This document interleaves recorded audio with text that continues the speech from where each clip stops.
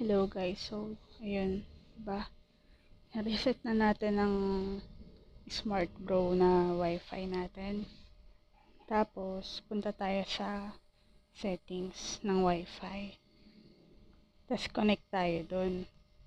Since na-reset na yun, walang password yun.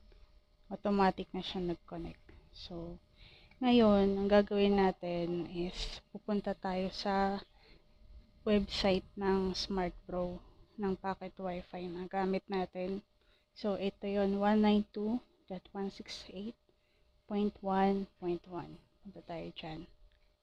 Let's refresh lang natin yan. Ay, dali.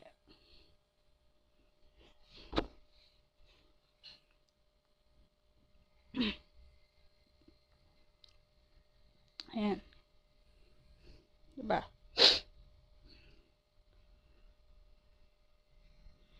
So, ang gagawin natin, tatype natin dito yung default password, which is Smart Bro.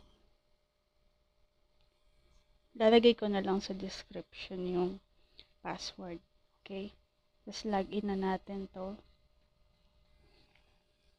Yan. Ito yung mga nakakonect ngayon doon sa Smart Bro natin. Tapos, ang gagawin natin is, since walang password yung ating wifi, pupunta tayo ng settings para lagyan natin ng password. Tapos, sa wifi settings. Pag nasa wifi settings na kayo, pindutin nyo tong basic settings. Then, etong security mode, palitan nyo siya ng WPA PSK / etong pangalawa. Okay. Pagka-pindot nyo yan, pwede nyo palitan yung name ng wifi nyo dito sa network name. Kunyari, lagay natin sample wifi.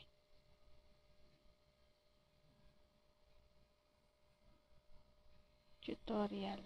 Ayan. Katapos nyan, dito sa passphrase, lagay natin dito yung password na gusto natin. Kung gusto nyo i-display habang nagta-type, okay lang, diba? Kung gusto nyo off, okay lang din. So, yun. Lagay lang natin yung password.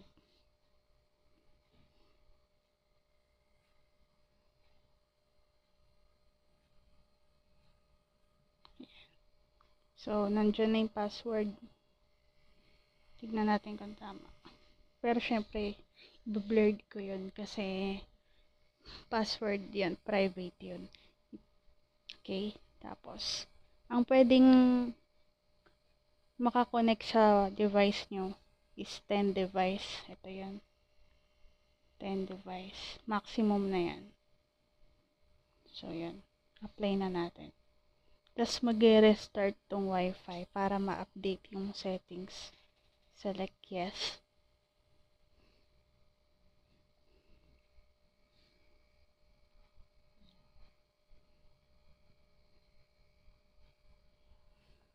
Hintayin nyo lang matapos yan.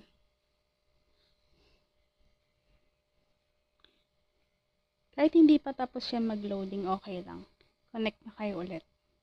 Punta ulit tayo sa wifi.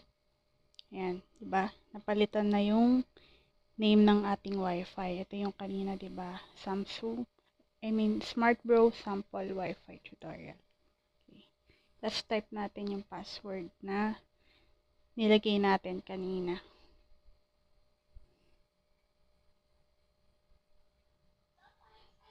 Ayan. So, yan, diba? Ngayon, tuturuan ko kayo paano kumonek sa VPN. Punta tayo, may dinownload akong VPN dito. Itong IZPH tsaka VIP. So, ang gagamitin natin ngayon is ICPH. Maganda tong VPN na to. Napaka-stable din ng connection niya. kung meron kayong smart, ang gagamitin, smart token text, dapat walang load yun para gumana yung VPN nyo. So, ayan. Mamimili lang kayo dito ng network. Diba? Etong GTM, ano yan, 4TM, tsaka Globe. Etong smart, itong dalawang, OVPN, DNSTT, smart, tsaka token text yan. So, yan. Pili lang kayo dito ng load. At kung ano yung promo na ni-register nyo sa SIM card nyo. So, dahil nga smart yung gamit natin, smart yung gagamitin natin. So, itong smart token text sa no load OVPN. Itong una. Yan. Try natin connect. Bago pala yun, pag bagong download lang yung VPN nyo, update nyo muna siya. No? Update nyo. Pindutin nyo tong update.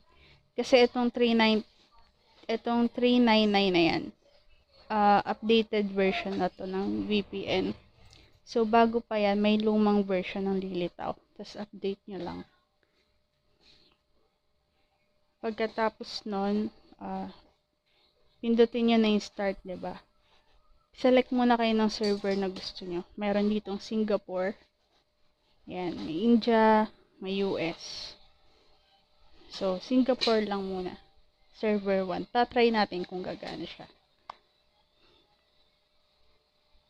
Diba? Ayaw niya gumana. Pag ganyan matagal, try nyo munang mag-exit. Tapos punta kayo ng settings. Punta kayo sa apps. Ayan. Hanapin nyo dyan yung ICPH, no, na VPN. Hanapin natin yun.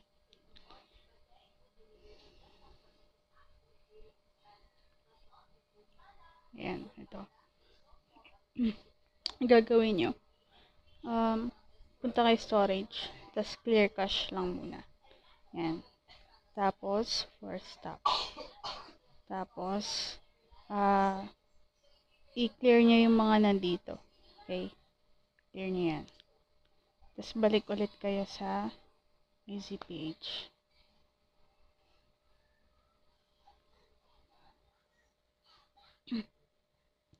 Ayan. So, nandito na tayo. Try natin ulit connect. Diba? Connected na siya. So, ganun lang yan, guys. Kapag gusto nyo gumamit ng VPN at smart yung inyong SIM card. So, yan. Pag open line naman yung device na gagamitin nyo na Wi-Fi, pwede naman yun. Saksak nyo yung TM nyo doon, tapos palitan nyo lang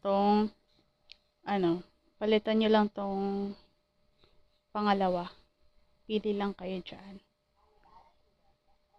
Itong gagamitin nyo, GTM no load. Dapat wala ding load yung gagamitin nyo, ha, para gumana. So, yun lang. Thank you. Thank you for watching. Kung gusto nyo pa ng maraming tutorial, subscribe lang kayo sa channel ko. And comment na lang din kayo kung may tanong kayo. Okay. Bye-bye.